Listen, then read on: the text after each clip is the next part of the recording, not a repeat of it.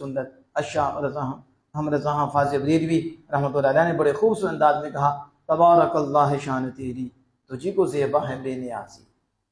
तबारकल्लाह शान तेरी, तुझी को ज़ेबा है बेनियाज़ी। कहीं वो जोशे लन तरानी, कहीं वो जोशे लन तरानी, कहीं तकाज़े विसाल के थे। कि तू बरकत वाला है, तू अजमत वाला है, तू बेनियाज है, अल्लाहु समद है, हर कोई तेरा मोहताज है, तो किसी का मोहताज नहीं है।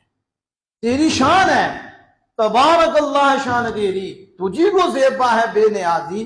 कहीं वो जोश लन तरानी, ये जोश तुम्हारा मेरा नहीं है, ये कलमे लन का जोश है, इसलिए जोश में भी रखना चाहिए होश, क्योंकि अल्लाह की जात है।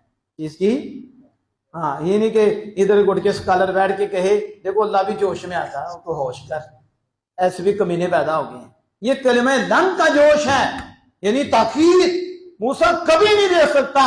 और मूसा से कहा जा रहा है, जो मांग रहे हैं कि मालिक मुझे अपना आप दिखा, फरमाया जा रहा है मूसा तू कभी नहीं दे सकता। और यार आराम फरमा रहे हैं, जिब्रील भेजकर यार को बुलाया जा रहा है और बताया जा रहा है वो मांग रहे हैं, आपको फिर मांगे रब अपना दीदार करवाना चाहता है।